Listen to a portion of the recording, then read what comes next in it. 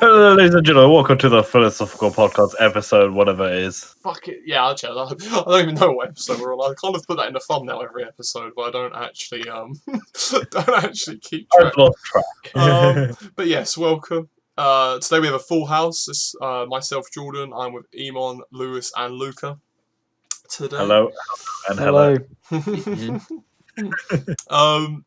And in this week's one, we'll just be kind of chatting about the news, discussing some of the latest chapters, and going over, because there was some quite big news stories for manga readers out there, but we'll get around to that. First of all, I want to start off with the news with what we've been basically updating every time we've been on the podcast, because it just keeps getting more insane, and that's Demon Slayer.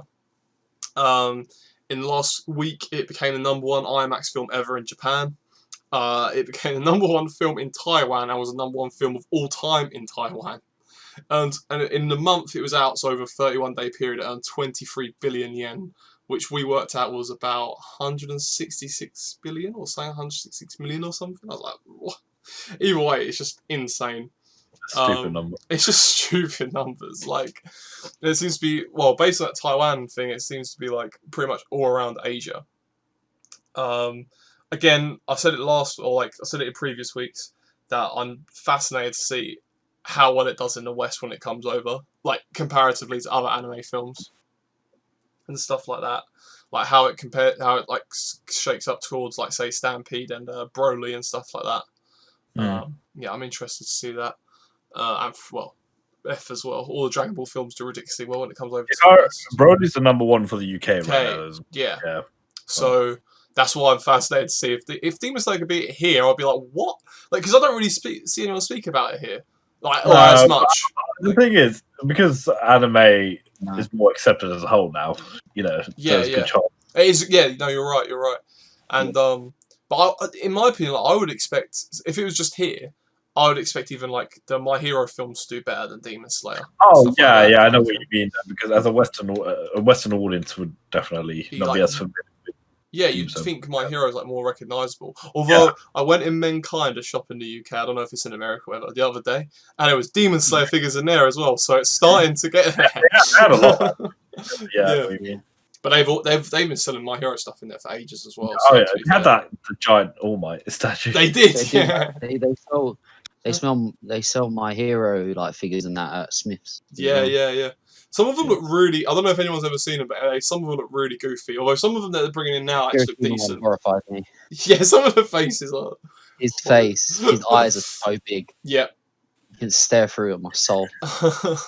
Deku. No, Kirishima. Kirishima, that nightmare feel.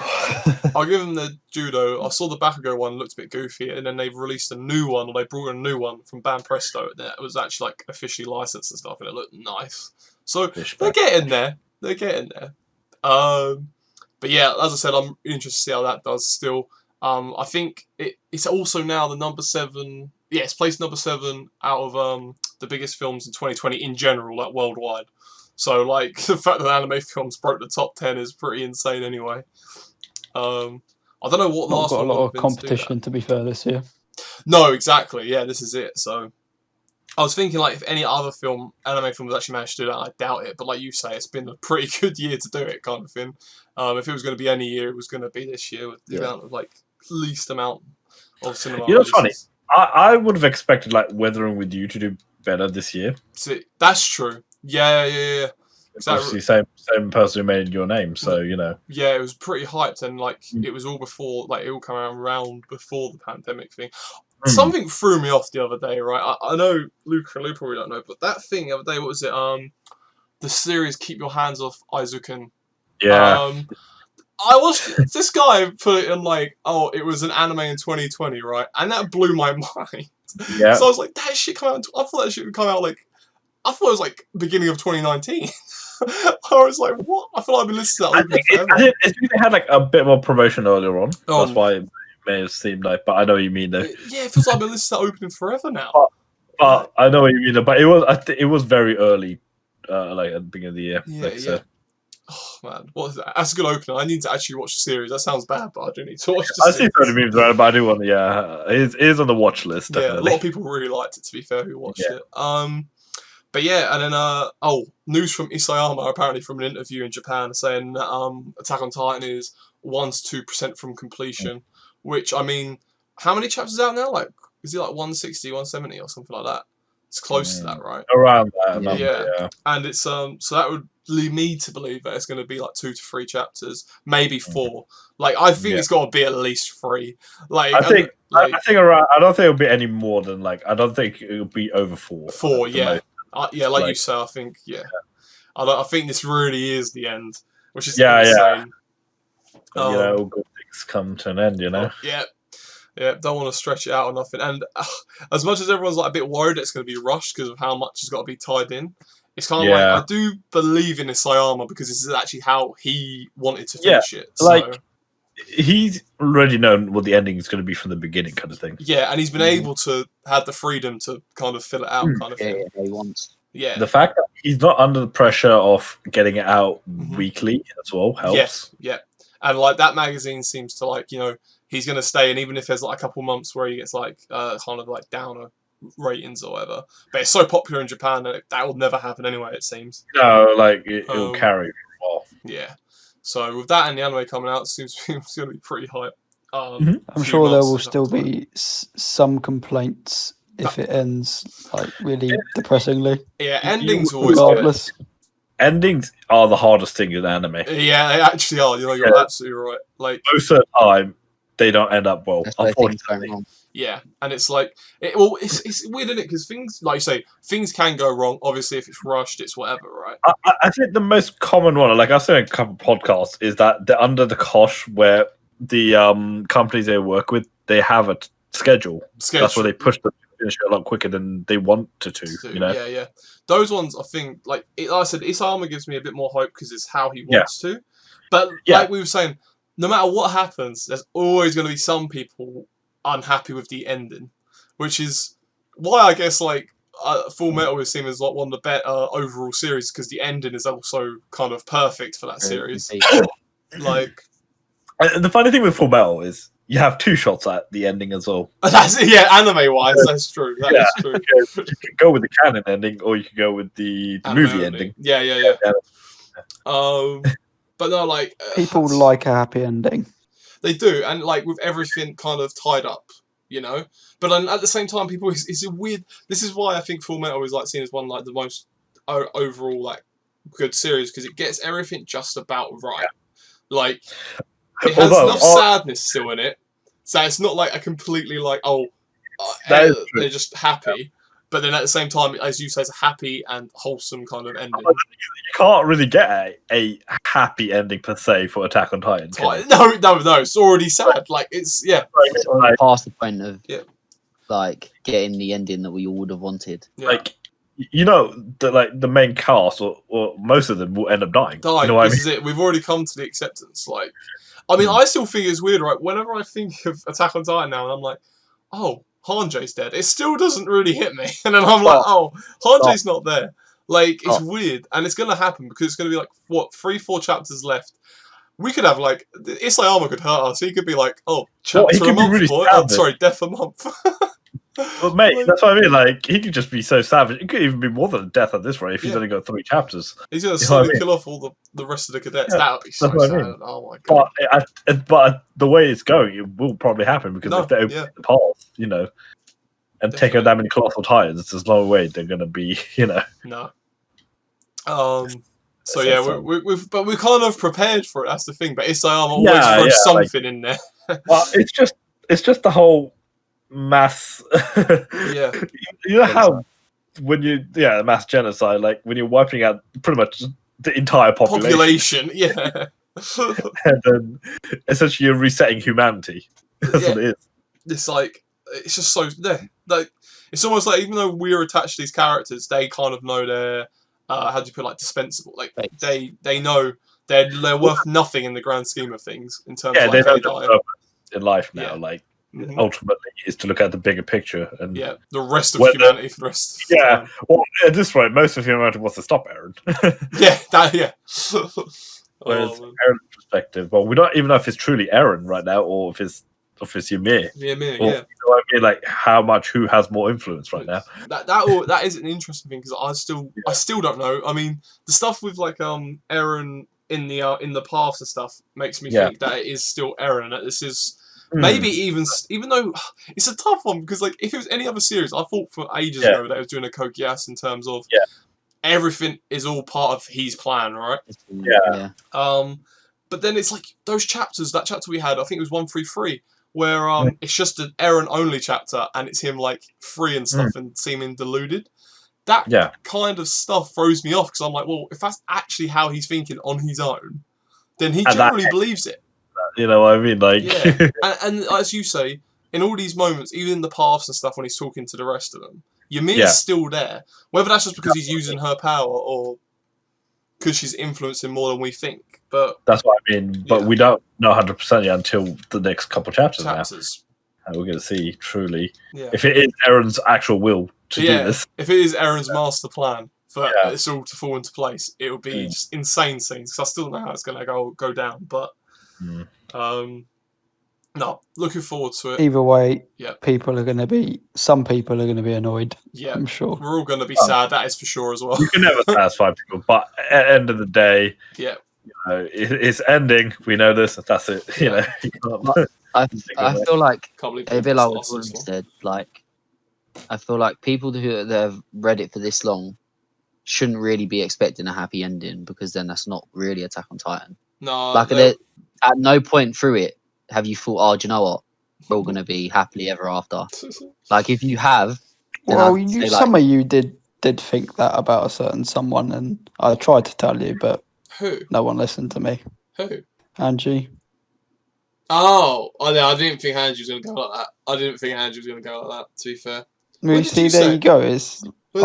I've been saying they're all going to die. Oh, they're all going to die. Okay, yeah, fair enough. You did that. Yeah, you did. You have been saying that. And to be fair, I think I think we kind of knew that from like the last few chapters anyway. But like, it was the way she sacrificed herself more than anything. Yeah, just because like I didn't necessarily seeing her dying, it doesn't mean I'm expecting for there to be a happy ending. That's different. Yeah, it's true. Just because I don't expect someone to die doesn't mean I still expect them to all live happily ever after. And to be honest, I'm just really glad that my slightly disabled Levi is still alive, so I'm very happy about this. I don't. The thing is, for me, when Levi dies, that's going to be the painful one. That is going to be the most, man. I'll be like, oh god. I can't believe he's lasted this long at this point. But I mean, I'm thinking there's one more Levi Beast moment or something left in him. Yeah, Levi's not going to go out without a bang. You know what I mean? Like, there's no way he would keep him in the story this long without it. It's got to happen. He's got to kill him. He's going to die. He's going to die. But I think, as I say, I think we're going to get one more big moment out of him. Whether it's a self-sacrificial moment, we'll find out. Yeah. But regardless, I'm just happy, hopefully, to see him somewhat back in action now. Yeah, that's true. But yes, as you can tell, we're looking forward to the end. Although also I'm going to be very sad when it ends. Yeah, anyway, moving on, another bit of news. Bleach and Burn the Witch confirmed to have a stage at Jump Fest. And now, I can't remember if it was last week or the week before, me and Luca done a Bleach podcast, or like done podcast on Bleach or whatever. We were talking about the week before. And we spoke about what our predictions are for like the future of Bleach and stuff after this. And I did think that Jump Festa is likely, but I wasn't sure if I was being too optimistic. But it seems confirmed now. Now it's like, what do we expect from this stage kind of thing? I mean, it's the first time Bleach and Burn a Witch, first time Burn a Witch, obviously, but the first time Bleach has had a stage there since, like, I remember, like, years ago now. So, I'm hoping, obviously everyone's hoping, and the least we're expecting is news in terms of maybe a studio. I'm not saying a release date, but like tell us if it's still planned for 2021 or if it's going to be pushed back. Either way, I'm fine, but I just want to know. But my personal hope, and I think it will happen, but I don't know. I feel like because they've already said I think they posted it. I can't remember if it was like a month ago, 2 months ago, that it got confirmed that the production for it is obviously like underway.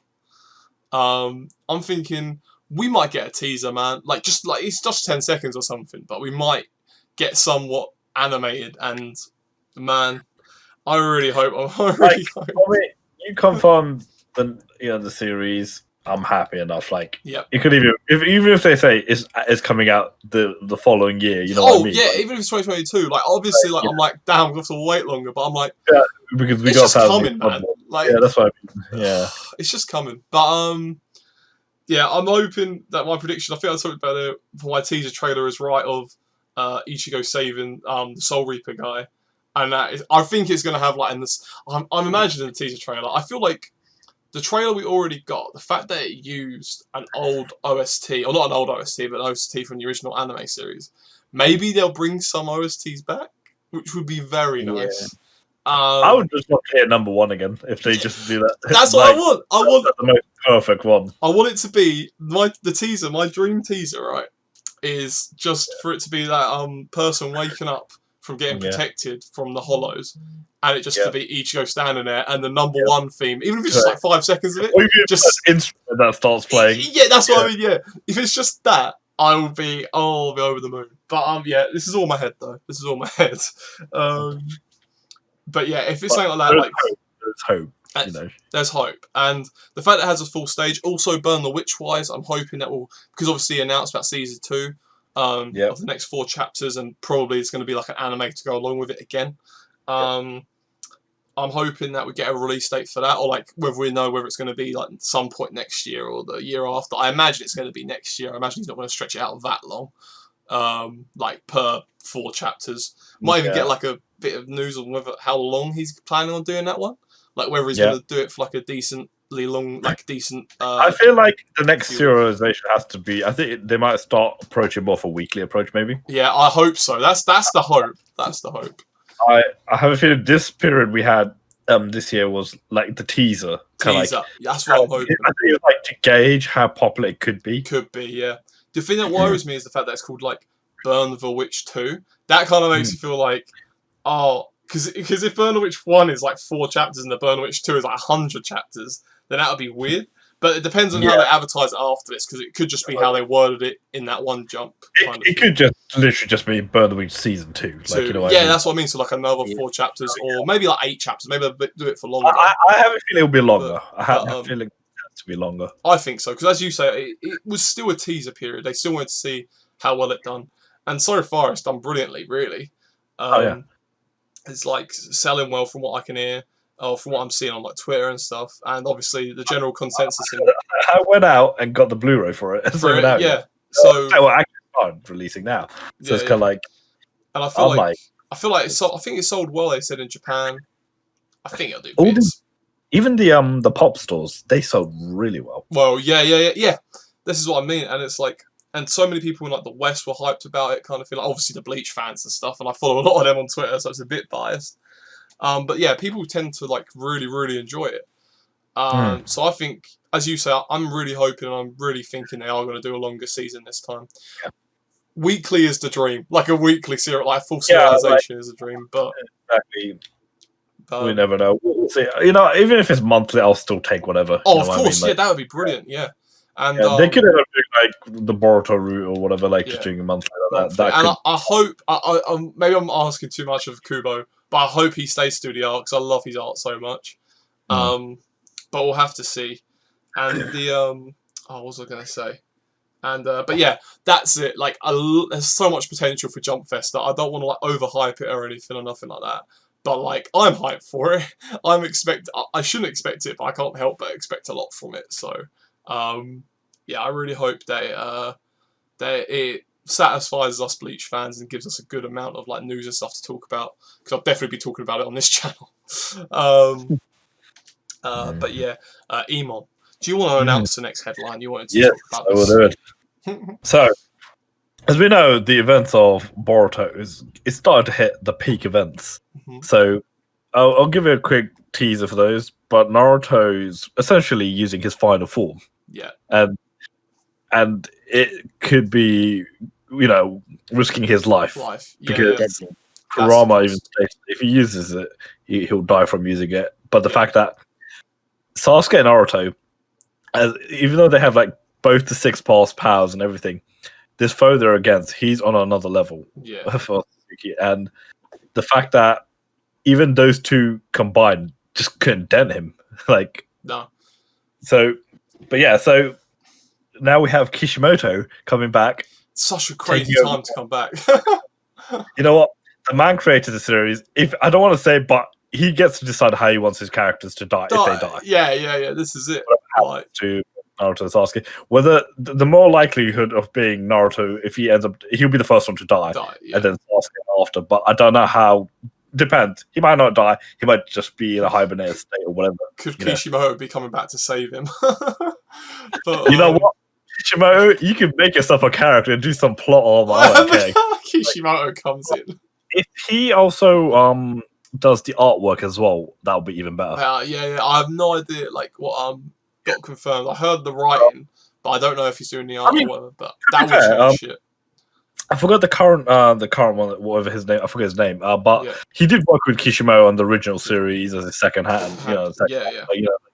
But like he's improved a lot in terms of the drawings. It's a lot better than from the beginning.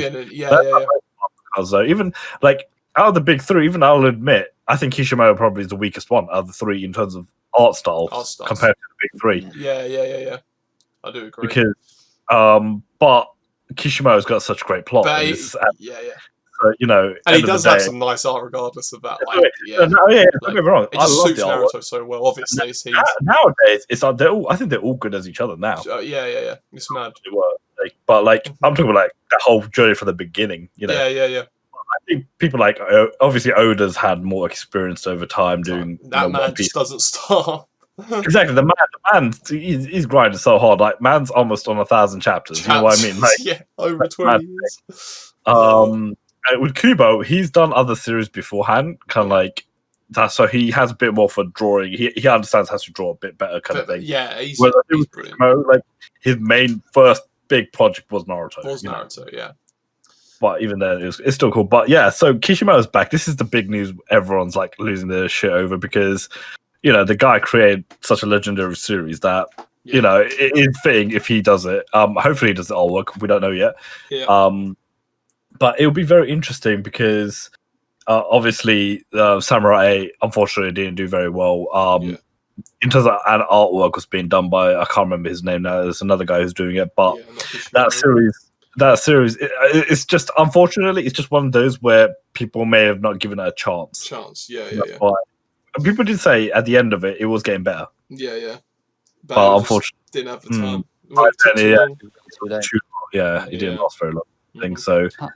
Can't have slow burners and Shonen Jump.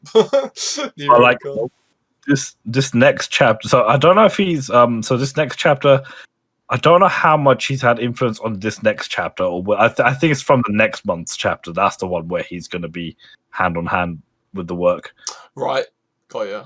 How long do you think you have left of the series then? Boruto, I think Boruto used to have a bit left because what's going to most likely happen is there's going to be all this chaos happening right now. If Naruto and Sasuke, if one of them ends up dying, I think there'll be a little time skip period because in the beginning of the anime, it already showed the future of Boruto and what's his name now?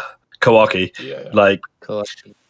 Like they're all adults kind of thing, but like the village destroyed and Kawaki's was part of that. But I think the thing is, I understand more why Kawaki may have ended up going down that route because it might not even be Kawaki who did it. It's someone inside Kawaki's body. Oh, I see. Yeah. That's the likely thing because Kawaki was basically he was there to be a vessel. Yeah, so kind of like what was it? Kind of what Feeney done to Boruto, kind of deal. Like So like Momoshiki did. Momoshiki, yeah. Pretty much, yeah. But like in terms of, this is gonna be interesting because I forgot his name now. It's not Ishin Otsutsuki, it's someone else, his actual true form. Okay. But he's an upper echelon of the Otsutsuki clan. Like Kaguya, as we know, she was a low tier. I think I mentioned this before. She was like a low tier. Tier 1, but she betrayed her partner because the whole point of Otsutsuki clan is they go around planets planting the seed. Yeah. And then obviously it spurts out the 10 tails and all that stuff. But in order for the seed to sprout and all that, you need to sacrifice an Otsutsuki member. and that's why they have the ability to reincarnate into someone else's body. Oh, I see. So they're not necessarily killing themselves. Like, they're not just dying for no reason, you know? Yeah. But it's interesting because right now he's trying to keep Boruto alive, so he can use Boruto as the sacrifice for the tree. Right, okay. But now, obviously, but then again, I don't know how much damage is going to be done if Naruto's going to be if Naruto ends up killing this guy, but the guy might live through Kawaki. So that could be. The thing is, Kawaki, the sign they had, I think Kawaki, if I remember right, his sign's gone. So he's no longer a vessel. But I don't know if he's truly gone. Yeah. There must be some sort of plot armor behind it. But again, there's so much mystery behind it. But like, look out for. But like I said, I think it's next month's issue. That's when he's going to be heavy-handed. He might have already started doing it for this month's chapter that's going to come out. It is crazy to think, like, because as you say, like, that sounds like a good prediction, by the way, because obviously we know, like, the tease from the beginning of the series and stuff that Kawaki will eventually seem to get those powers. Yeah, corrupted. Yeah. So I think that's a solid theory, to be fair, or like prediction. Yeah, but because it does fascinate me what Kishimoto's going to do. Like, you know what I mean? Like, as you say, it's such an important part, and that guy's led it all up to it, and then he's kind of taking back over. And I'm like, the thing is, Kishimoto was still part of the thing. It's not like he would have not had any say. He's not really out of it. It's just he was a bit further away from the project. He was more of an advisor, like he supervised it.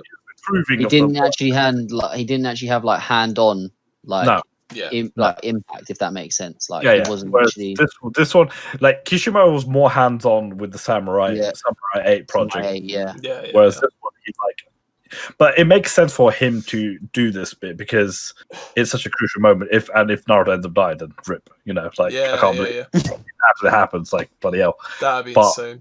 But I think for the plot, I don't want to say, but because Boruto is obviously the next generation of Shinobi. He has to die, but then Naruto Sasuke became so powerful at the end of Naruto. Yeah, they became the Shinobis, like these you know what I mean? clan and stuff like the Osuga clan. They seem to be like the ones that have kind of cancelled that out in a way because they realised they made them too strong. So essentially, the Sage of Sixth Path is not as strong as we thought he was. Yeah. This new clan, or this clan was already there, but they basically explained it more in Boruto because they're more for alien species. Yeah. They expanded it. Whereas in Naruto, we only know they came from a distant planet, but we didn't know this was like a whole organization, a whole clan of people doing this across different planets. Until the first time we got something from it was from the Boruto movie. Right. That's when it's kind of like, you remember in Naruto with why Kaguya was raising the army of Zetsus, the white Zetsus. Yeah. She feared the other Otsutsuki clan. I see. Because they were always going to come back, I guess. To get I still find it mad that she was raising a clan, like an army of Zetsus, but they would have done nothing. Yeah, when you see it now, you're like, in the context of things, these guys can blow up planets. Like, what are these plant people going to get you? I know, I'm not saying. Vegetables. They don't do much. Like, we saw it in the war. Yeah. As a shinobi, if you lost a white Zetsu, then you're just useless. You know what I mean? Yeah. It's kind of like Brad is being compared to a Cyberman. Yeah. But no, but yeah, hopefully, like you said, does Kishimoto save Naruto? But the way the future was predicted, probably not. No. But if he got out with a bang, then fair enough. Yeah, if it's the way Kishimoto wants him to go out, then I can definitely. That's fair play. That's fair play, kind of thing. The thing is, ultimately, he could have just left the series at the end of Naruto. He could have had like Boruto like teased at the end, next generation, left the series like that. Yeah, that's what Bleach done. So yeah, you know, left it open. But then again, with Bleach, you also have the opportunity to come back anytime you want. Yeah, hopefully one day. Fingers crossed. Yeah, exactly. Well, the thing is, you'd be stupid, or like, because of how popular it is, especially with 1,000 Year Blood War coming back, you know. This is the perfect time to really ignite. I can't lie, right? Everyone says about how bad Boruto is, or like, not the manga, the anime, like the filler bit, anime, right? Yeah. I wouldn't even care if it was Bleach, right? That could be like 95% school drama, like around Kazooie, and I would watch that. Like weekly. Because I think with Boruto, it's a weird one, because even some of the fillers are really good. Really, oh yeah, I know. and all that with the families. I like I said, I prefer the series to watch the older ninjas, not the current. The current, yeah, that makes sense. It's more for nostalgia purpose. Exactly. But the thing is, I told Jordan this before, where I think the series would have been better off if it was focusing on Sarada instead. Yeah. Maybe. Interesting approach rather than having Boruto as the naturally gifted one. I really hope that if it ever happened and we got some kind of continuation of Bleach, that I wouldn't hate Kazooie. That I wouldn't. That would be a heartbreaker. It's because of his attitude. Yeah, like, it's got out, but I hate the spoiled, cocky attitude. You know. It's hard to like a character when they give him that kind of attitude. You know, kind of thing. Obviously, he has development. When you look at Naruto, what he had to go through. Yeah. Oh yeah, that's the thing as well. Like your dad's like the god of Shinobi right now. You know what I mean? Mm-hmm. And you know, yes, I get people like, oh, you're the son of the Hokage. They expect high things of you, but at the same time, Naruto had no one. You know? Yeah. No, I agree. Like, that's the thing because you kind of like that's the lead up to it, like Naruto and everything, like seeing all that. Now going back to Boruto, and as you say, being spoilt and actively going against the character you like, it's hard. Like to actually like him. The other thing is, it's a bit weird, but it is reality in the sense that new generation of people, like the younger generation of people, Boruto could be their first big anime for them. You know what I mean? That's true. Yeah. Especially like people in like kids in Japan and stuff. It's just on weekly, isn't it? Like that is to them. Boruto might be what Naruto was to us. You know what I mean? Yeah, people. Like, we made the joke, but like people being confused that wait, Boruto's dad has an anime will actually happen one day. Yeah. Oh, that meme is still going to be forever a meme. Yeah, until it becomes true. Like, did you know Boruto's dad's career is coming back? That is possibly the most depressing thing I've heard. Yeah. When we hear that's when we know we've got old. That's the thing. We're old. Like, I don't want to say it, but Boruto's dad's grandson's birth. You know what? There was an interesting thing where I think it was Kakashi quoted this. So Boruto has inherited both the unpredictability of Naruto, being like unpredictable talent, and the genius talent of the fourth Hokage. Because remember, his grandfather was the fourth, and his dad's the seventh. You know that boy's got a lot on his shoulders. Expectations. In some ways, you have to think, how is he going to end up being stronger than Naruto? Well, let's give him the powers of Sasuke. Yeah. Let's give him the alien powers. Yeah, like let's not even the Nine Tails is just a increment of that power. It's not even the full power. You know what I mean? Yeah. But then with Naruto and Sasuke, they were the reincarnations of Indra and Ashura. Yeah. I know it seems it's like Madara and Hashirama, weren't they? Yeah, they're the first generations of that. Yeah. But that's so mad. But I do have one more news outside of this. So Dragon Ball Super. Yeah. There's been a few teasers, but I hope Akira Toriyama's actually going to do some redemption for Vegeta here. Another hope. Another hope, because you know how I feel like Vegeta fans been hoping since Z. Vegeta deserves his moment because he does 100%. He gets so hard because he did all that training to do that spirit absorption thing against Moro, and Moro's become and now Goku had the chance to kill Moro, and now he's fucked up because Moro's learned from the plan, and Goku doesn't have any kind of ability to split him apart. So this is if we're going more sciencey, nuclear fission and diffusion, like when we're talking about splitting particles apart and all that. Right. This is where Vegeta could maybe get involved with his spirit abilities to separate Moro and the planet. Oh, okay. That's pretty I'm hoping this is a route they made it, but like I said, Vegeta needs his moment, and this is what people are saying. Like, you know what? Normally Vegeta gets his little moment, and then it just backfires. Yeah. But, I think in Super, what annoys me in Super was twice Vegeta was ready to kill them. Like, it wasn't even like he was messing around. He was ready to kill them. Yeah. The first one was against Golden Frieza, and he just did the Golden Frieza one still was aggravating. That one pissed me off. Vegeta, if anyone, deserved the most. He deserved that one. Yeah. You know? And it was in that film. It wasn't even like we didn't see Goku shine. He got his shine. You know, he just wanted Vegeta to slap him down. Not only that, Goku let his guard down, and he almost died from it. Yeah. That's his own fault, and Vegeta knew he had to finish Frieza off. Yeah, that was such a joke. And then you give it that bullshit Blazer plan. Any villain could do that. Yeah. Literally, any villain from Dragon Ball, from even Raditz could do that. Like, come on now. And we've seen Saiyans can breathe in space. Yeah. They can't, but they can. Not that it doesn't make sense. Or at least in Gods. God forms they should be able to. I mean, Goku. I can argue because I can say they can definitely breathe in space because Bardock fought in space. Vegeta blew up a planet. Yeah. And he blew up the planet, didn't he? So, yeah. No, it's actually true. You know what I mean? Like, I don't know, but I do hope he gets his moment, and I will definitely cover the chapter because I feel like it has to be done. Because especially for Vegeta, if he gets that moment, because Goku again, he's got mastered Ultra Instinct, but he did the cocky move, which it's kind of funny because we've seen this so many times throughout the series with Super Vegeta, Gohan, Super Saiyan 2 as a teen. Oh yeah, of course, yeah. It's just even Mr. Gohan as well. Don't even talk about Gohan because that's still the most annoying thing ever. My favorite Gohan is always be Teen Gohan. Yeah.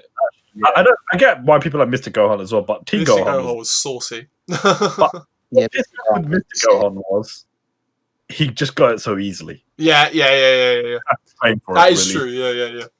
Like I get the Super Saiyan 2 because he had untapped potential. True. Yeah. And then they gave him another untapped potential on top of that. like, come on, there's only so much you could get away with that shit. So we fought, and now skip forward to Dragon Ball Super, where we're now on the past gods, and we're on Ultra Instinct. They're gonna get like Super Saiyan God, Super Saiyan. Yeah. Now, but the thing is, I do like how they are branching from. They got Goku's got the Ultra Instincts. Vegeta, I don't know what Vegeta's next thing's gonna be after Beyond Blue, but it's gonna happen. Definitely. Something's going to happen, but the fact that Vegeta was stronger than Omen Ultra Instinct Goku. Omen was the first form of Ultra Instinct. Yeah. But obviously Mastered Ultra Instinct was definitely slapping Moro. But again, it's typical Goku and he's fucked up, so let's get something, Standard Goku, you messed it up again. You're not wrong. I don't know I was just going to say, I don't know how recent this was, but I saw this today that apparently the Dragon Ball Super Complete Series Collection Edition box set is being released over here. Yeah. It is, and it's there's a big version which is like all the posters and everything. That looks. Yeah, that was up for pre-order a while ago. I wanted to get it, but it was a lot, but it looked cool. It's 150, I think. 150. He's got the Blu-rays though. Here we go. I've got the Super Complete big one. Yeah. This is the other one. That is beautiful, to be fair. It is beautiful. It's got but you're talking about the massive blue one. Yeah. It's massive blue. It's very nice, but I was like, I don't know if I Yeah. But yeah, no, it's definitely. Fan of Dragon Ball, get it? Yeah. But that's the Dragon Ball and Naruto. Very hyped for both. To be fair, as I said, I'm kind of eagerly awaiting Kishimoto's return now, just to see what he does with it. This gives you a reason to go back and read that shit. You know what I mean? It's not actually too bad, because manga this year has been at its peak. Yeah. So.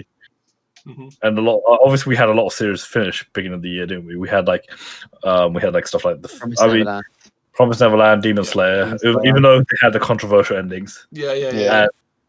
Potentially, and I think the thing is, Attack on Titan would have finished this year if the pandemic didn't hit. Delay it, yeah. Stay tuned for our next podcast sometime in December when we discuss or debate the best series of 2020. Yeah. We'll definitely have to do that debate. I was debating doing that this week, but I'm I think we should. I feel like we counting categories for that though. I feel like that'll make it more. Are we counting manga and anime? Or I'm just saying like you say, manga and anime. You have different categories, and I feel like you have to have even categories like who's the best character of the year. Yeah, that's a good idea. Easy. It's a good subject for good subjects for December and stuff. I just wanted to wait till.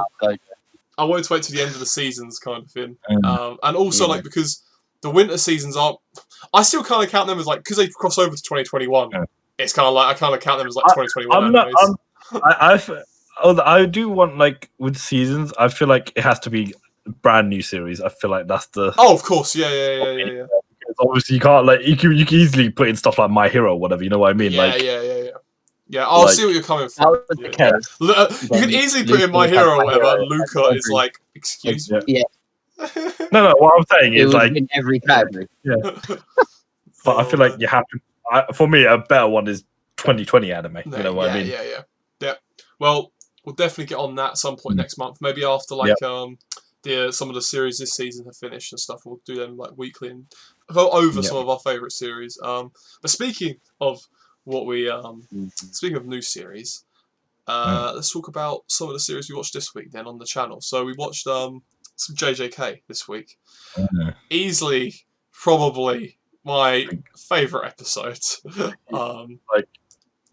my favourite from the beginning. Like, the fact that this has solidified his GOAT status in that series. I was waiting to see this anime and see people's reactions, and it didn't disappoint. It really didn't disappoint. Oh man! He said, didn't he? He did tell us that even with 20 fingers, he'd still beat Sukuna. Yeah. He did a little bit to support that, to back that up. So now there's a problem because if he's allowed to continue, he has to be stopped. He has to be stopped. Like the fact that the man did that against a 8 to 9 finger Sukuna equivalent. Yeah, equivalent. Yeah. Well, didn't even try. Even that whole group was like, no, we can't kill him. We have to seal him. You know. Yeah. Like that guy, Ghetto. He knew from the beginning. You can't fight this guy. He seems very confident about his sealing plan. Like, well, even like Jodo, in that end bit, he was like smiling and stuff. You know, he was sticking his tongue out and. October 31st in Shibuya, but I do want to point out, I did love the humour between Yuji and Gojo, like with the plants. Oh man, them two together are brilliant. That's like one of my favourite student-master, or student-teacher relationships. The fact that he grabs him within like a second. Yeah, he comes back. And then the fact that even Gojo got hit by the genjutsu equivalent of that, the plant. Yeah. When it's like he lost all his fighting spirit and he just had to whack himself. The fact that you do like that, I've got this, that actually saved me. The humour is, I love it. You know what it is? That you could be in a deep dire situation, but you still bring out some humour out of it. That was the thing. Was that episode had, I'd say, like obviously less characters per se, but that was really Gojo's shining moment, like in the intro part of JJK. And as Luca said, it kind of like it backed up what he's always chatting about. Like he's chatting shit all the time and stuff, and it's like, how fucking easy it all is, man. It's just insane. For him, he's just on another level. And as I said it on the reaction as well. Obviously I was very hyped during the reaction, but like we've waited for this, and I've waited to see what Infinite Void will actually look like. And 10 out of 10 Mappa. They done everything perfect. Anime onlys are happy with it. Beta Twitter, I mean, and stuff like that. Has Guige ever said like who his inspiration was for like Gojo? Oh, I don't know. Obviously, it's Kakashi in there. I feel like Kakashi, it has to be Kakashi quite a bit. The concept of it. He's had he reckons he's had like Gojo for a while, like before the series. Was Kakashi, because I've never watched Naruto, so I have no clue. Was Kakashi that powerful? Like, no. Well, because when I first met him, I was like, this guy's going to be the Levi of this series. Yeah. So far, he's survived. Kakashi's very strong. Don't get me wrong, but like what Gojo demonstrated was same. Like in the same. So like I thought like Gojo is the strongest. By a margin in that verse. I'd say it's only Archie is not. I think in Naruto, and I can't lie. Like even though they are both funny, they're both like very likable characters. I don't really see how you could dislike them, kind of thing, unless you get like the copy kind of characters. They're like the thing is they're both senseis. You know what I mean? Yeah, they're both teachers. But other than like that, like actual like their roles per se, I would say they're very different characters. Really. And how they portray themselves and how they speak and stuff. Like the thing is, Kakashi is still like. Or at the time, he was still the strongest Jonin. Oh yeah, definitely. Definitely. I think Endgame Kakashi was very, very strong when he had the double Mangekyo. Oh, of course, yeah. Mm-hmm. That's like that one you can compete with Gojo. Like that shit is on the god tier level. But like Gojo's already demonstrated, like, you know, how he seems like he's the strongest being so far in that series. Bro, yeah. Honestly, I said it right when we used to the podcast when we first started. I said the minute this episode comes out and like some of his stuff starts getting explained, like power scalers are gonna have a fucking field day because how do you scale how powerful he is after that? But this is another thing though. You can't also scale animes against different animes. It's just so tough. Like controversial. It's nothing like it's one of my least favorite parts of any. Yeah, it's true. And how defensive people get. You have like One Punch Man fans or stands, like you know, Saitama can one punch everything. But he's more of a gag kind of character. Yeah, and it's like, not even the thing is, right? Everyone's like, "Oh, but that's his gag. He can one punch people." I'm like, yeah, but he didn't even one punch everyone in his series. No, like, no, he didn't one punch Boris. Yeah, even late in the manga, like it's still, you know. Yeah, like it's easy for him. I get that, but it's still like, you know. Like you're telling me a person becomes this strong with that 3 years of that kind of training. Like, I mean, if Akira Toriyama and who is it? Oh, is he called One? Who's the guy's name? That created One Punch Man, the one that does the thingy drawing. I know Murata does the art, but it's the creator. If Toriyama and the creator of One Punch Man agreed to a fight between Goku and Saitama, I wouldn't complain. That would be. But you know what's funny though? Fight. He said he took inspiration around the Dragon Ball universe, like even like you know what I mean. To be fair, all the big influence from the Dragon Ball series in some way. Jujutsu Kaisen has already shown it's taken not just for Dragon Ball, but even the big three. Yeah. Shonen animes tend to like they have the tropes and they have there's nothing wrong with taking inspiration from the bigger series because at the end of the day, you know you still respect your senpais. You know what I mean? What they created. You know they and it's like. Like you can't help it. Like in terms of these creators are quite young, right? Like you know, like GG and stuff. I don't know how old they are, but like some of them like between 20s to 30s, kind of thing. You know, like I think Oda or something is only like 40, so he started when he was 20. And it's like so they read these series as kids, right? So of course they're gonna take some like inspiration from the series. At the time for them, Toriyama would have been their probably like inspirations for mangaka in general at the time. But you know. But each to their own, like, and the thing is, end of the day, you can like all the series. You don't have to hate on each series. Yeah. You know what I mean? There's nothing wrong with it. I think who was it? Roger Space came out the other day and said about how people that support one series only or only like one series and that series only, and is like a complete fan of that series but won't watch anything else. Is just like, I think you said it's just like he said get a life, which is a bit savage, but it was like, like in terms of. If you haven't watched them, or like you're bordering yourself off because you want to be a fan of that and only that, then you're limiting yourself, man. There's so many good series; they're all good in their own way, kind of thing. My thing is like you can do that. That's fine with me, but don't slay other anime if you haven't watched it. If you've watched other anime, project it. Yeah. No, that's fine. If you don't like the anime, that's fine. But you can't say facts. It's the shittest series ever. You know what I mean? Like you can't say that. You know? Yeah, like I'm not one of these people who's like you've got to watch every anime to have an opinion on anime, right? But like at the same time, say you haven't watched like Bleach, right? If you haven't watched Bleach or you haven't watched Naruto and you start slandering that series for no reason, if it's a joke, it's fair enough, kind of thing, right? But when people are actually like actually defending themselves, their points, it's like, but you haven't seen it. So how can you have this opinion? Like it just. I think even like for me, like even like currently recent times, like Black Clover got so much stake. But the manga, have you watched the series? It's actually good. A lot of people haven't. Yeah, no, it's true. We can talk about Black Clover in a sec because I've watched some more. To be fair. Oh yeah. You're on that now. So. No, but this is toxicity of Annie Twitter. Twitter, and just like, and there are generally all out there. But the thing is, ultimately, if you make a account based on that anime, you're gonna favor that anime. You know what I mean? Yeah, of course. Yeah. So, you know, like, the thing is, just take people's opinion with a pinch of salt. Yeah. Just don't take it seriously. You know. I agree with that, definitely. Or like, if you see someone that has a different opinion to you, just let them have that opinion and move on with your day. You can mute those people. There's a thing, you know, you can block people. You don't have to engage with those people. Yeah. Oh man, I tried not to. But then they made a podcast and a YouTube channel, so I didn't really have a chance. I had to come. Oh man. No, it's mainly like obviously if someone's slandering, I can get they're going for like the reactions. Yeah, some people do that just to get. If someone's just enjoying their series, man, just leave that guy alone.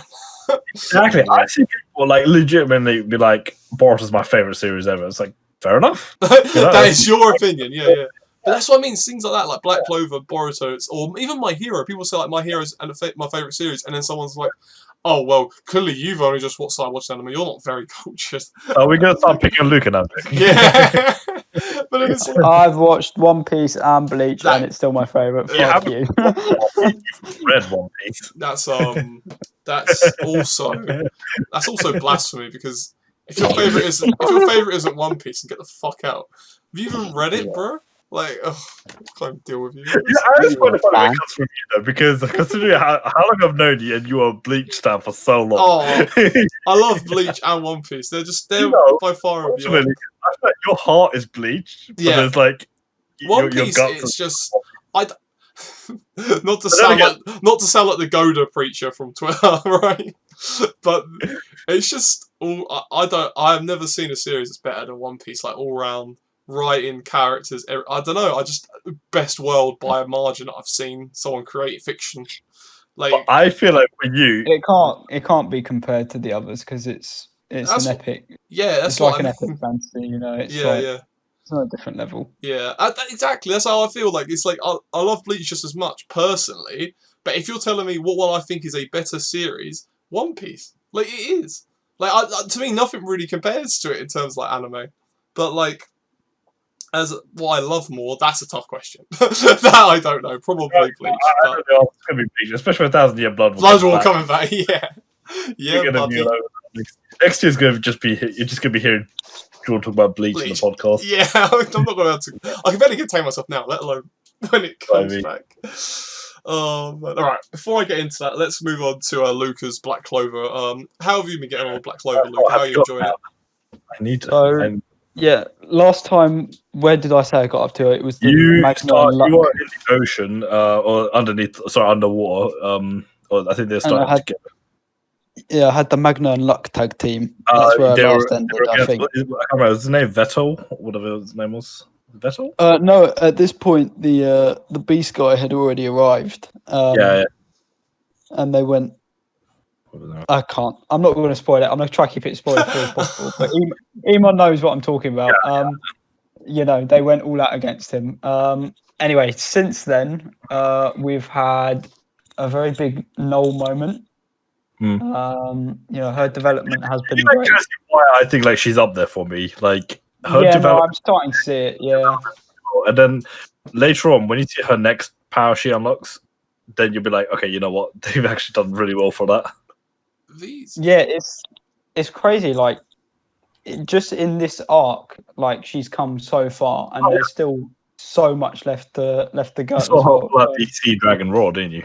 And all that shit. Yeah. And she stabilized her like her lair as well, her dragon's lair. Exactly. Yeah, that was the main thing just before they entered the ocean. Oh, yeah. That training. That whole beach training thing was all for her. So. But did you get to the end of the fight? Just want to check. Yes, so I finished the underwater. You still haven't seen his full potential yet, because obviously the man's always improving day by day, surpassing his limits. Yeah. So, wait. Well, okay. There's many people we have to talk about. It's the one who finished him off. Okay. Yeah. Okay. We'll talk about the captain then. Yeah. Honestly, the army. So Iman obviously knows that he was capped for most of that fight, but he came in when he was needed most. You know, as he's been telling everyone else, he surpassed his limits, and his power is pretty crazy. Like, just to put it. You know what's funny though? Like for me, where you're at, that was like, oh my god, the first time I saw something really, really cool from Yami. But like now with the manga where I'm at, it's like he's taking it to another level. Actually, was honestly. Wasn't like there's like different magics, and like most people are like fire, water, wind, electricity, or whatever. And then you've got, these special ones. It seems like Yami has. So I will tell you what the term is for those. They're called arcane magic users.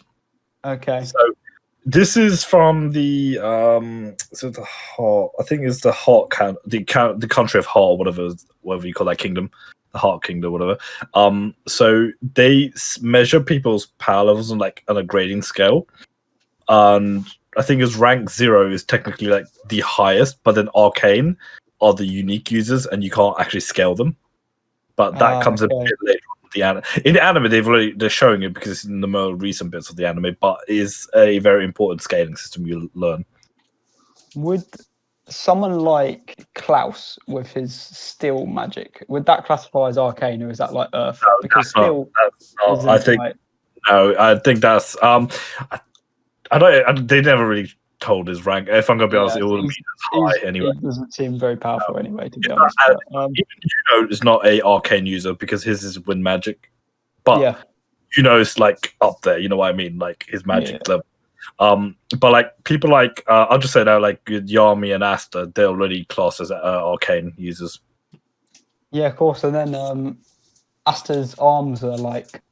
That's going to set up the next arc, but Asta's arms are like. Let's see. The next arc, if I'm correct, the next arc is going to pretty much be the whole big. This is going to be like a big arc kind of thing with the and this is where you're going to see a lot more of Mary Lariona. The one I was mentioned before. Like I think she's probably going to be favorite like female character. Before I ended, they were just about to.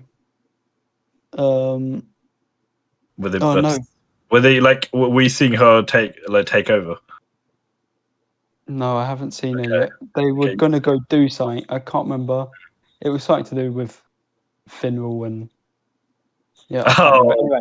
Okay. But yeah, speaking of Finral, and Vanessa as well, we can talk about Vanessa.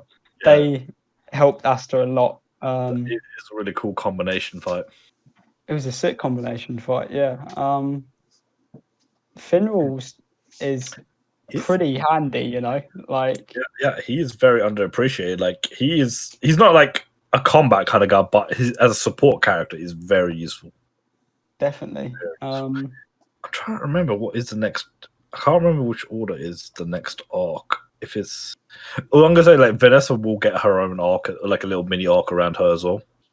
Cool. And that's a very important arc as well around it. I can't remember if it's the next one, what order it is, but either way, they all kind of tie in with this whole thing with the elves and all that. Gauche came clutch again as well towards the end of the fight with his mirror magic, which is very cool. I really like him. I don't know why.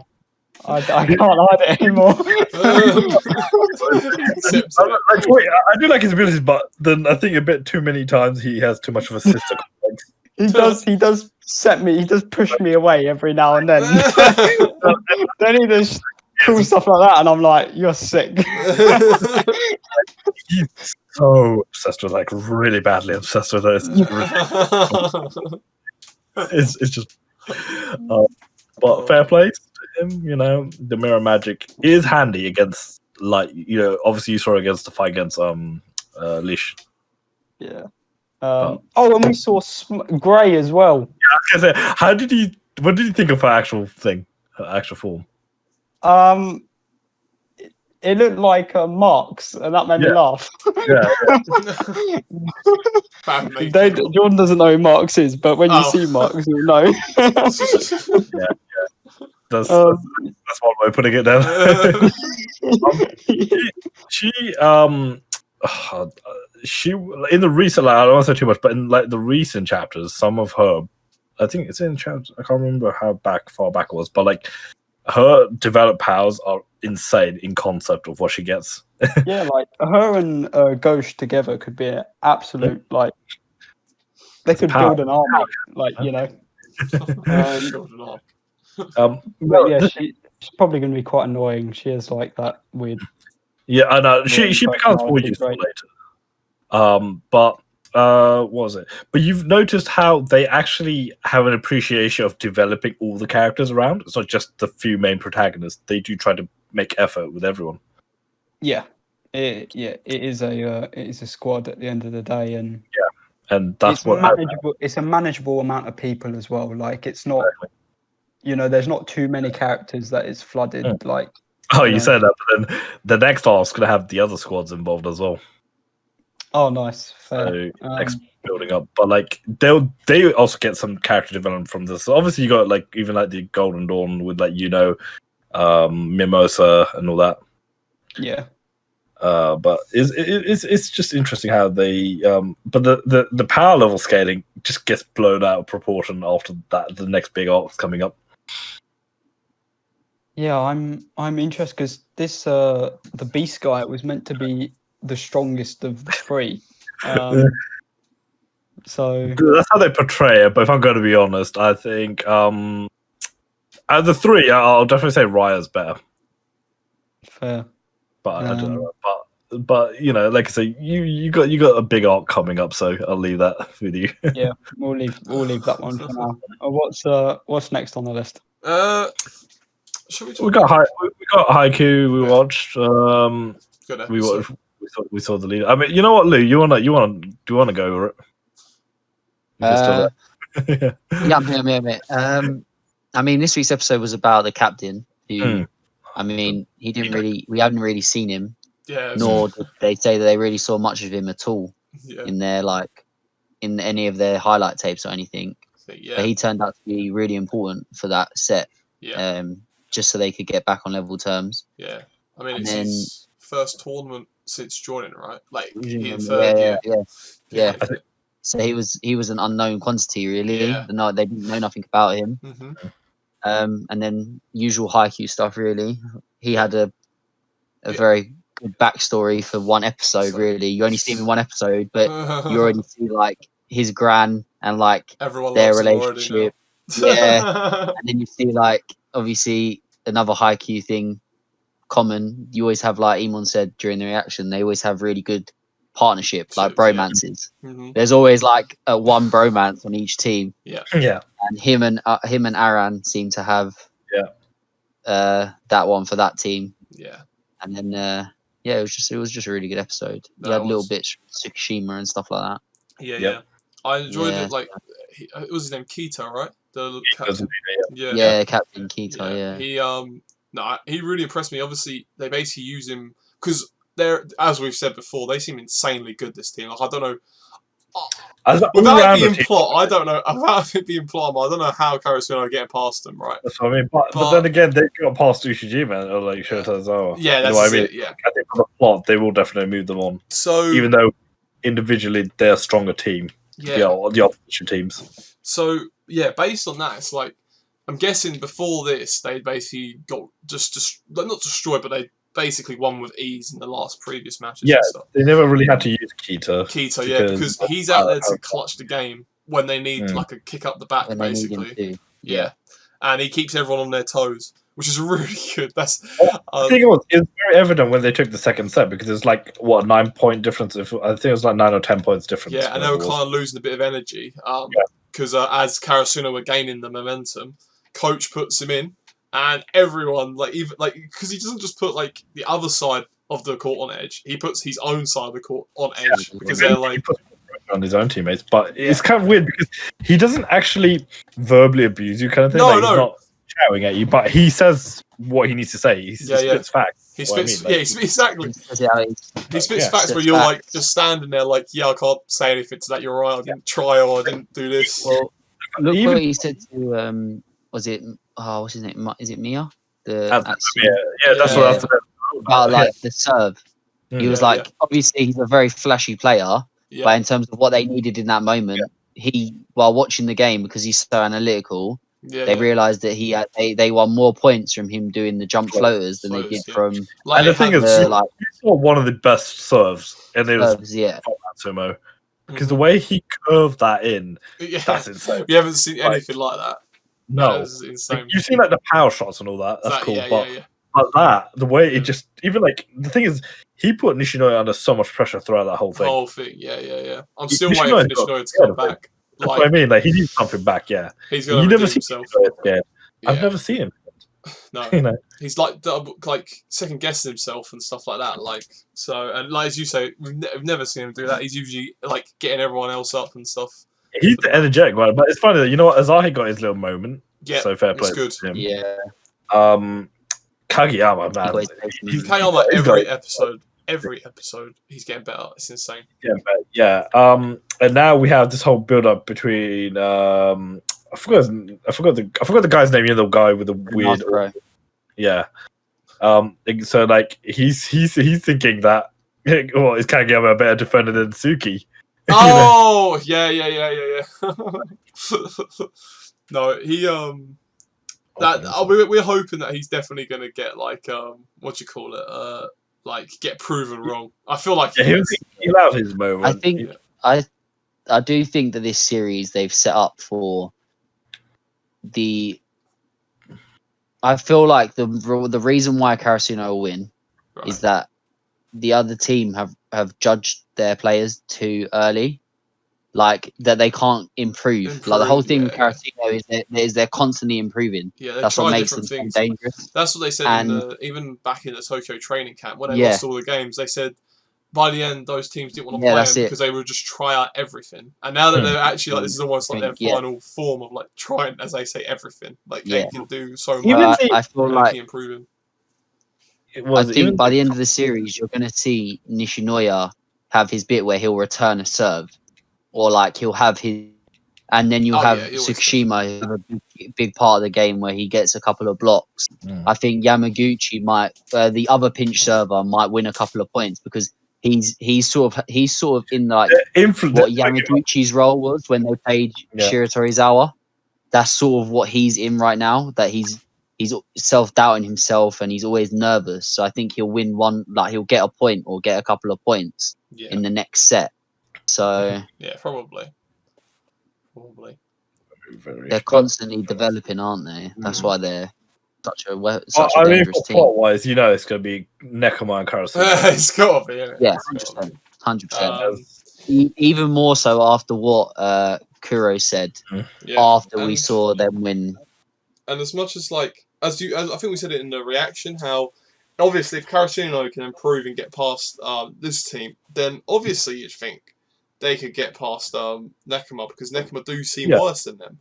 But I think ultimately, but then you can't like it's so hard to judge. I said it before, right? And I feel like Kenma is going to step up to a point we've never seen him step up, and the whole team is because obviously Kuro and that's there. They've been through it all. They know what kind of game this is. But Kenma especially because their libero is very, very good. Yaku's insane. Yaku. Yeah, he's very good. Yaku's like I think like you said like he's up there as like the top 5 or whatever. Yeah.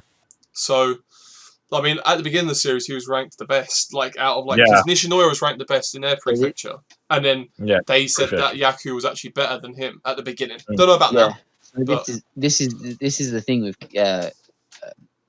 Nekoma is that they're like one of the best defensive teams. Oh yeah, they keep the ball up. They just keep the ball in play. They just keep the ball in play. Yeah. And if the ball's always in play, they ain't gonna lose a point. So they drain the teams they play against. Like when they played the other team, like look how hard they were having to work. They tried. So the team they beat tried to play them at their own game. Yeah. Like tire out Kenma, tire them out, but they couldn't do it because. And that's what I mean. Kenma were able to adapt. Karasuno will do a similar thing, right? But Kenma is gonna like. We're never going to see him have played like this in terms of like it's because Hinata's on the other team. He's been waiting for this. Hinata. Yeah. I think the biggest thing, especially, is the Hinata thing as well. Yeah. Like, I think with Nekoma, like you said, like I think even both teams in general, the character developments have been really quick as well. It's not even like improving a lot, even just from one set alone, they jump up quite a bit. I mean. Well, to be fair, the Karasuno match, obviously, we had more episodes, so we obviously saw most of the individuals have their little moments. Yeah. Like, even like the whole thing with the Tanaka with the cross shot, even Tsukishima getting involved with, getting the high ball serves. You know what I mean? Like, there's definitely more flexibility, and the fact that even like Kojuka, like when he even did the rotation thing, yeah, actually worked, Yeah, no, definitely. They're really like. I like how they're focusing on the characters this season, this match. Do you know what the one we have seen? I don't say the least of, but like less of is Hinata himself. So yep, I agree. It started off a bit more Hinata, didn't it? With because he started doing the receives and stuff, but not as much as it did in the other games. Like you look how heavy he was. There's still heavily used in the Shiratorizawa game. Or he's going to be used less in this one and be used more in the next one. Maybe. Like he's gonna, I reckon he's also gonna get a lot of screen time in the Nekoma game because not just Kenma, but Hinata also wants to beat Kenma. So do you know another person we haven't seen as much is Daichi. We haven't seen Daichi. He hasn't had as much of a that kind of influence. Daichi's just Daichi. Daichi, I reckon the next set. Yeah. The next set. Yeah, probably. But I think Daichi, we haven't seen him have like a massive. No, but that's his thing, isn't it? Like, even like what Kuro said, I think it was Kuro in like the first series and stuff. Is like people are more. Oh, it was the guy from Jozenji and that. Like they said, like the scariest thing about him is the fact that he doesn't stand out per se. Like in terms of he's just so good at all the fundamentals, like a Nekoma type player. Yeah. That it's like he's there so everyone else can flourish, basically. It's kind of like what the impact Kita had. Yeah. He does keep more up things. No, not as much as Kita, but like Daichi definitely. But the thing is, Daichi he's a regular. This is what I'm saying. Yeah, he's got the experience. And like I said, he gets all the fundamentals right, so that everyone else, as I say, can flourish. Like he can hit Kageyama's spikes decently. He can receive decently. He can like pair up with Nishinoya at times. He's an all-rounder. He's just really good. I definitely agree. But very, very, very good episode. I enjoyed it. I'm trying to think if there's. This is what we want to talk about actually.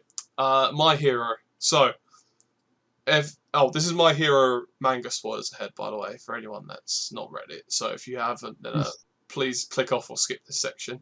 Because we're just going to talk a bit about like what happened in the latest chapter. So about obviously Dabi's true. Is that did we do that chapter before? Can't remember if that was the last chapter. Well, it was a chapter before. We got the thing, wasn't it? And then but we've got all this declaration. But the main thing that Luca wants to talk about is obviously Best Genius turned up. His prediction was right. That he's been saying for the past, I think, like 3 weeks. How long ago was it that we saw that plane? Can't remember. Yeah, 3 or 4. 3 or 4 weeks. Yeah. But one thing is that I feel is that one thing that's obviously been discussed around the community a lot is Bakugo's hero name, right? And like with Best Genius turning up and Bakugo getting a little bit more like kind of time in the manga recently, I feel like this is when we're going to find it out. But Luca, what do you think? Yeah, so Jordan brought this up to me the other day and it had gone over my head because I was so excited just over Best Genius. But he did say back in the Endeavour Agency arc when Endeavour, I think it was, or one of the other heroes asked him for his hero name. It might have been Burnin, to be fair. And he said, I'm saving it. Oh, was it Natsu maybe after he saved him from End? Oh, maybe. Anyway, I can't remember. But it happened. But it happened. Someone asked him the question. Someone asked him, what's your hero name? And Bakugo said, I can't tell you. There's someone I need to tell first. And he thought Best Genius, right? It was Best Genius. We've had a few flashbacks to Best Genius from Bakugo since then, at the Christmas dinner. And there was a dinner before that where Shoto first asked him to join Endeavour's agency, and he was thinking about Best Genius because he needed the work and so on and so on. So it's been coming. Obviously, he's here now.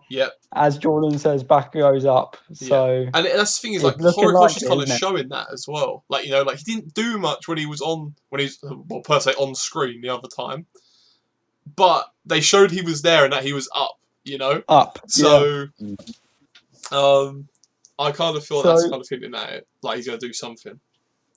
Yeah, so the two big potentials that everyone is discussing, I just wanted to get everyone's opinions on it. Yeah.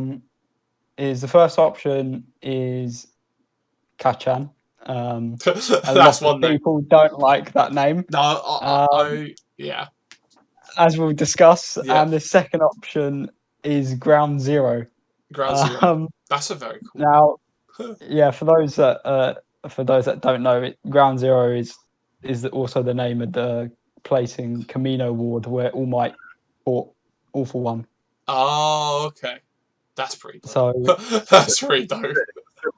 Yeah. So it's symbolic in that sense that it was after that fight that Bakugo had his major change. All Might ended, but Bakugo was born. That would be a good thing. Yeah. Ground Zero was born. Yeah, that'd be sick. To be fair. He had his little identity crisis, and so it represents a lot for him. A lot of his development kind of thing. And exactly. It says Bakugo really started from zero. Despite all the talent before that was his starting spot. That's dope. I really like that one. And then obviously, Kachan gets thrown about because of Midoriya and Bakugo are really the reason for each other's growth. Yeah. So people like the parallel of Deku and Kachan, and they say that Kachan is a nice name for the public and it would counter his personality and all that. But for me, we'll see how you guys feel. For me, Kachan should be kept a nickname. That could be something. It's not necessarily his hero name. Yeah, and I feel that while Deku, obviously, as much as I get where people are coming from with that, I feel it wouldn't really match Kachan or Bakugo too much. In terms of the kind of hero he wants to be. It would feel, I don't know how to put it. Obviously it's anime anyway, but it would feel kind of forced. Really? With Deku, he's trying to change the meaning behind that word. Yeah. Not be used, but end up being the strongest hero. You know what I mean? Yeah. Because it's well. Also, it wasn't just Bakugo. Even though Bakugo did call him that, and that's where it comes from. He embraced it as Uraraka. Uraraka, what she said to him. Yeah. So yeah. I feel like as much as though we already know this. We know he's a bit of this. Yeah. No one else really calls Bakugo Kachan apart from Kaminari, but I think he started saying it jokingly. Just does it naturally now. They didn't tease him, didn't they? Because they knew it annoyed him. Yeah, but now he just does it. But then again, Bakugo insults every single person. Even when Ida was holding his you four-eyed.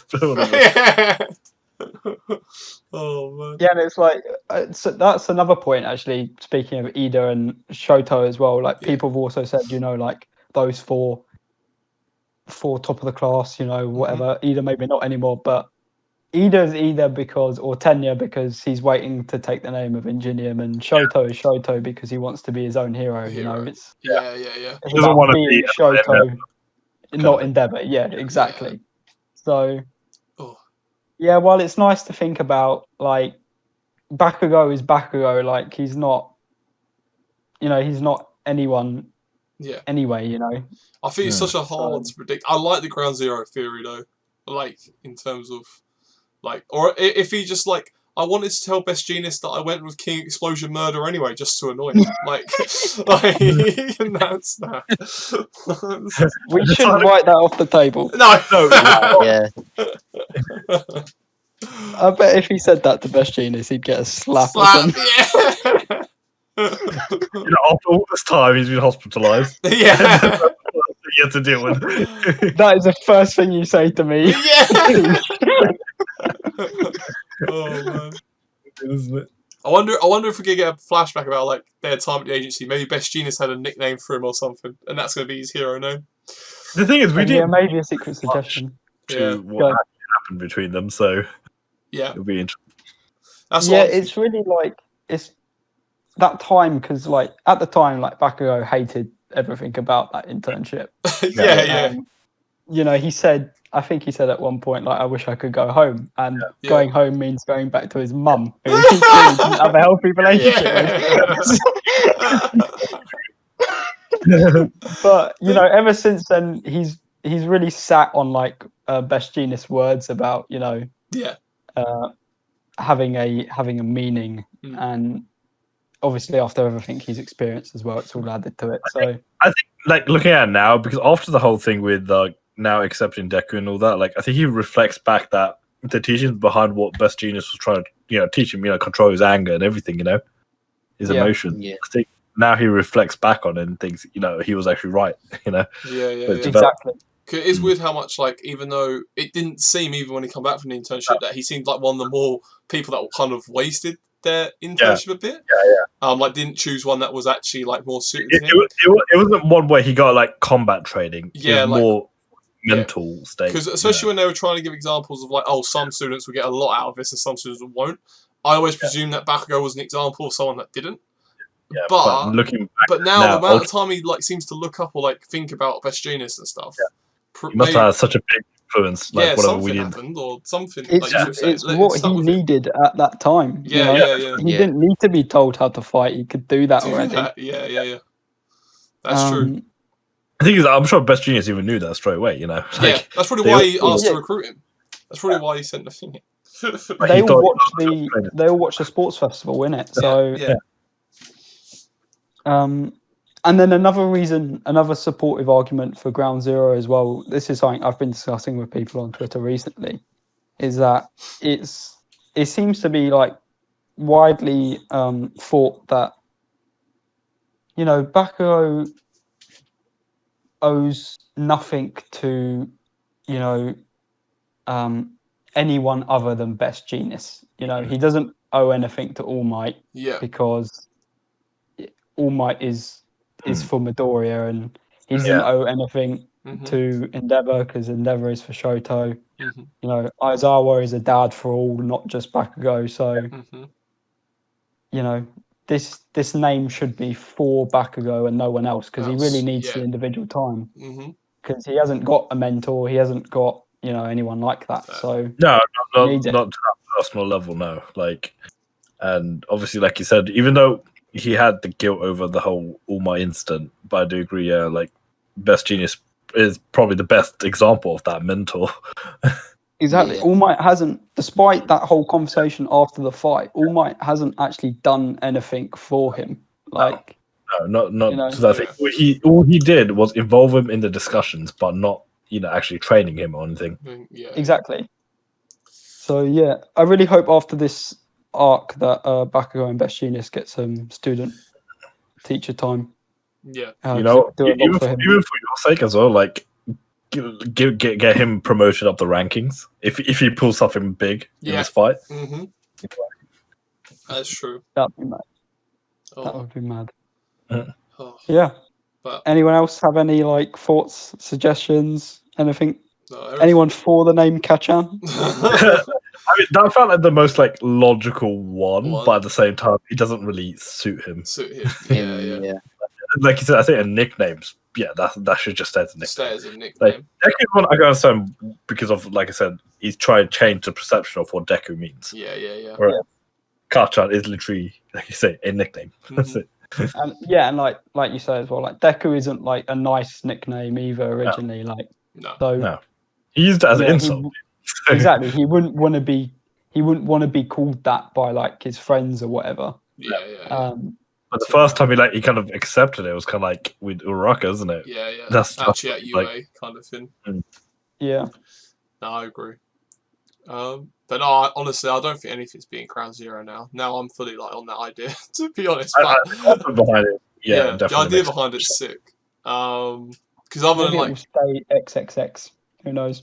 Yeah, maybe. Still not show it. They probably still won't tell us.